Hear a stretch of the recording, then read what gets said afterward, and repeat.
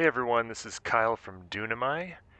We've had a lot of questions about how you build decks and how you get cards in Dark Table CCG, so I thought I'd make a quick little tutorial video to show you that whole process and the quickest and easiest ways to get cards. So first, if we head over to the Deck tab, you'll be able to create a new deck, and then you start off by picking a leader for that deck. So that's basically your commander if you're familiar with Magic. Building your deck around that, and they each kind of have their own end game abilities. There's 3 different types. You can look through this in the tutorial, but basically Bloodshed, you need to get kills to enrage, so this would require 30 kills. Berserking, that requires you to get down to a certain amount of health, so that'd be 55 health. And then Knowledge requires you to pool enough knowledge, so basically like a mana ramp. So you need to save up 23 unspent knowledge to use those abilities. So if you pick a leader, then you'll see the rest of the cards available. And basically the quantities you're looking at here are how many that you have available, how many total are in your inventory, and then if you need to buy any, how many you need to buy for that deck. So basically, if we go down here to one where I have nothing available, that means I have 6 of these cards tied up in different decks. So I could either break those decks apart to use this again, or if I just want them and I click 2 of them here to add them to my deck, now I would be purchasing 2 of those cards. And so as you add cards to your deck, the ones you don't own end up tallying up on the bottom here to show you how much you would spend in in-game currency to buy those cards. So the whole point is, a lot of other card games gate what cards you can use by either DLCs or you have to buy packs of cards. We give you all of the cards in the game to choose from to build your deck, and then whatever you don't own, you can just buy with in-game currency. Gold is the free currency, gems is the paid currency, and a deck token is a currency that lets you buy an entire deck for a flat rate. So basically, if a full deck costs more in gems than a deck token would, you would go buy a deck token instead. And we'll show you that in a minute here. So basically, if I'm going through, the cards that I have enough allowable don't add anything to my cost. If you're watching the cost here, those don't go up because I have enough of those cards available. But then we get down to cards where I don't have anything available, then the cost starts going up for that deck. So let's say I go through here, I pick a bunch of cards I want.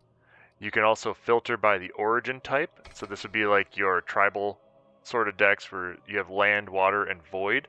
And each of those kind of have their own specialties.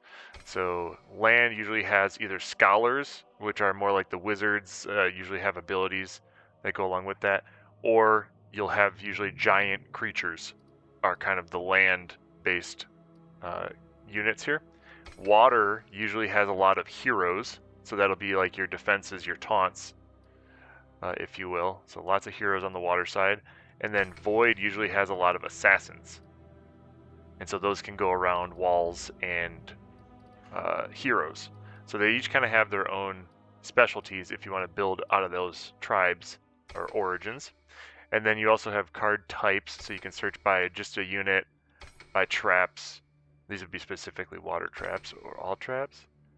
Spells, or walls.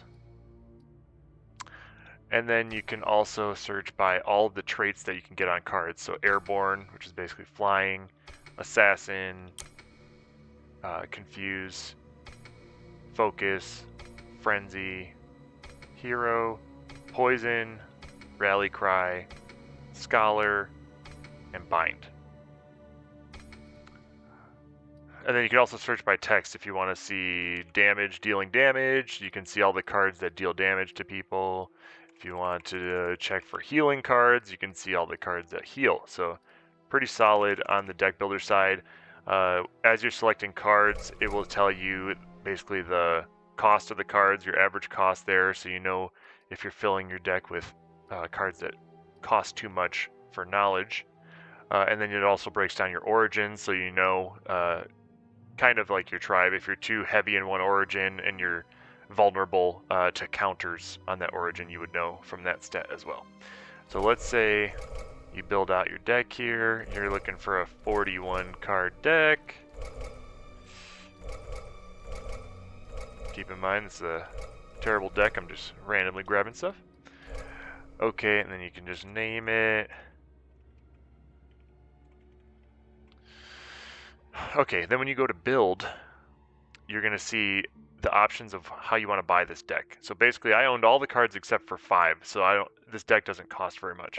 So I go to build, it's going to ask, purchase the unknown cards. Do I want to do it with gold, that's your free in-game currency, gems, which is your paid currency, or buy it with a deck token, so you get all of the cards with the deck token. So the caveat here, I own everything but 5 cards in this deck, but if I use the deck token, I get additional copies of all of these cards. So if you did want to have additional copies, you can just buy it with the deck token, and then that'll just add those to your pool as well. And then if you don't have enough deck tokens, you can go here and it'll bring you to the store to buy deck tokens. So I'm going to go ahead. I have a lot of in-game free currency, the gold. I'm just going to buy with gold. Okay, so now my deck is built, and when I go to the loadout section, I can scroll down, and I can see my test deck now, and that has all that in there.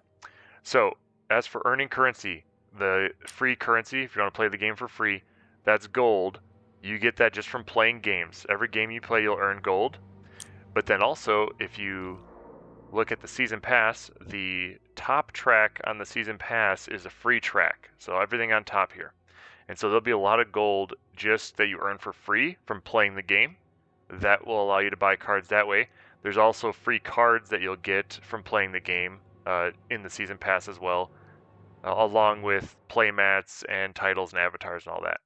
And then if you buy the season pass, you also get the bottom track as well, which you'll get a lot more currency. And so that will really help you build out your decks quickly and have a lot more customization options.